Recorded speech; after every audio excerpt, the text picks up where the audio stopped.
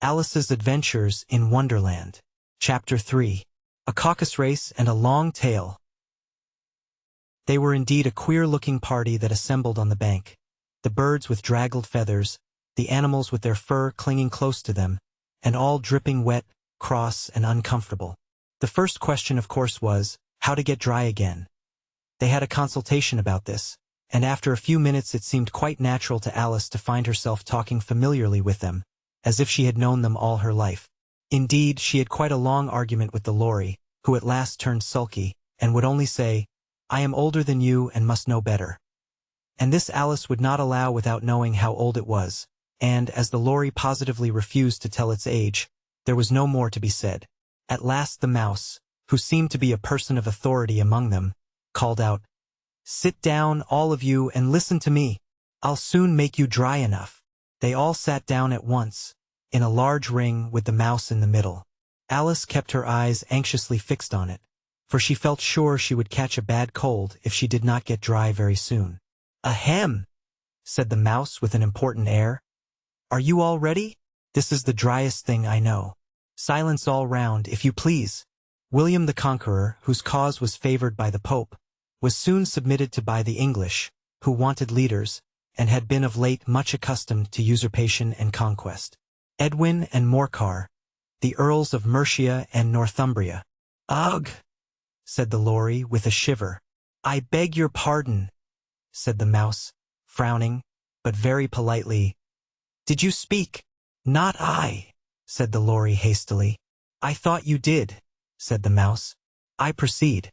Edwin and Morcar, the Earls of Mercia and Northumbria, declared for him, and even Stigand, the patriotic Archbishop of Canterbury, found it advisable. "Found what?" said the duck. "Found it," the mouse replied rather crossly. "Of course you know what it means." "I know what it means well enough when I find a thing," said the duck. "It's generally a frog or a worm. The question is, what did the Archbishop find?" The mouse did not notice this question, but hurriedly went on. "Found it advisable to go with Edgar Atheling to meet William and offer him the crown. William's conduct at first was moderate, but the insolence of his Normans—" "How are you getting on now, my dear?" it continued, turning to Alice as it spoke. "As wet as ever," said Alice in a melancholy tone. "It doesn't seem to dry me at all." "In that case," said the dodo solemnly, rising to its feet, "I move that the meeting adjourn, for the immediate adoption of more energetic remedies." "Speak English," said the eaglet. "I don't know the meaning of half those long words, and, what's more, I don't believe you do either." And the eaglet bent down its head to hide a smile. Some of the other birds tittered audibly. "What I was going to say," said the dodo in an offended tone, "was that the best thing to get us dry would be a caucus race." "What is a caucus race?" said Alice. Not that she wanted much to know, but the dodo had paused as if it thought that somebody ought to speak, and no one else seemed inclined to say anything. "Why," said the dodo, "the best way to explain it is to do it. And, as you might like to try the thing yourself some winter day, I will tell you how the dodo managed it. First it marked out a racecourse in a sort of circle. The exact shape doesn't matter," it said. "And then all the party were placed along the course, here and there. There was no 1, 2, 3, and away. But they began running when they liked and left off when they liked, so that it was not easy to know when the race was over. However, when they had been running half an hour or so, and were quite dry again, the dodo suddenly called out, 'The race is over!' And they all crowded round it, panting and asking, 'But who has won?' This question the dodo could not answer without a great deal of thought, and it sat for a long time with one finger pressed upon its forehead, the position in which you usually see Shakespeare in the pictures of him, while the rest waited in silence. At last the dodo said, 'Everybody has won, and all must have prizes.' 'But who is to give the prizes?' quite a chorus of voices asked. 'Why, she, of course,' said the dodo, pointing to Alice with one finger. And the whole party at once crowded round her, calling out in a confused way, 'Prizes! Prizes!' Alice had no idea what to do, and in despair she put her hand in her pocket and pulled out a box of comfits. Luckily the salt water had not got into it, and handed them round as prizes. There was exactly 1 apiece all round. "But she must have a prize herself, you know," said the mouse. "Of course," the dodo replied very gravely. "What else have you got in your pocket?" he went on, turning to Alice. "Only a thimble," said Alice sadly. "Hand it over here," said the dodo. Then they all crowded round her once more, while the dodo solemnly presented the thimble, saying, "We beg your acceptance of this elegant thimble." And when it had finished this short speech, they all cheered. Alice thought the whole thing very absurd, but they all looked so grave that she did not dare to laugh. And, as she could not think of anything to say, she simply bowed and took the thimble, looking as solemn as she could. The next thing was to eat the comfits. This caused some noise and confusion, as the large birds complained that they could not taste theirs, and the small ones choked and had to be patted on the back. However, it was over at last, and they sat down again in a ring, and begged the mouse to tell them something more. "You promised to tell me your history, you know," said Alice. "And why it is you hate C and D," she added in a whisper, half afraid that it would be offended again. "Mine is a long and a sad tale," said the mouse, turning to Alice and sighing. "It is a long tale, certainly," said Alice, looking down with wonder at the mouse's tail. "But why do you call it sad?" And she kept on puzzling about it while the mouse was speaking, so that her idea of the tale was something like this.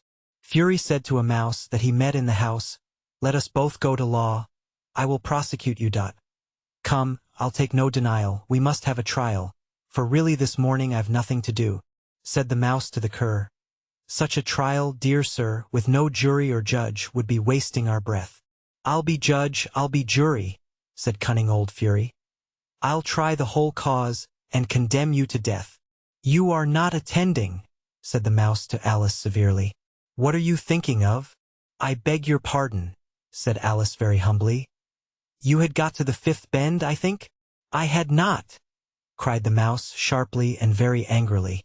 "A knot," said Alice, always ready to make herself useful, and looking anxiously about her. "Oh, do let me help to undo it." "I shall do nothing of the sort," said the mouse, getting up and walking away. "You insult me by talking such nonsense." "I didn't mean it," pleaded poor Alice. "But you're so easily offended, you know." The mouse only growled in reply. "Please come back and finish your story," Alice called after it, and the others all joined in chorus, "Yes, please do." But the mouse only shook its head impatiently and walked a little quicker. "What a pity it wouldn't stay," sighed the lory, as soon as it was quite out of sight. And an old crab took the opportunity of saying to her daughter, "Ah, my dear, let this be a lesson to you never to lose your temper." "Hold your tongue, ma," said the young crab a little snappishly. "You're enough to try the patience of an oyster." "I wish I had our Dinah here, I know I do," said Alice aloud, addressing nobody in particular. "She'd soon fetch it back." "And who is Dinah, if I might venture to ask the question?" said the lory. Alice replied eagerly, for she was always ready to talk about her pet. "Dinah's our cat, and she's such a capital one for catching mice you can't think. And oh, I wish you could see her after the birds. Why, she'll eat a little bird as soon as look at it." This speech caused a remarkable sensation among the party. Some of the birds hurried off at once. One old magpie began wrapping itself up very carefully, remarking, "I really must be getting home. The night air doesn't suit my throat." And a canary called out in a trembling voice to its children, "Come away, my dears. It's high time you were all in bed." On various pretexts they all moved off, and Alice was soon left alone. "I wish I hadn't mentioned Dinah," she said to herself in a melancholy tone. "Nobody seems to like her down here, and I'm sure she's the best cat in the world.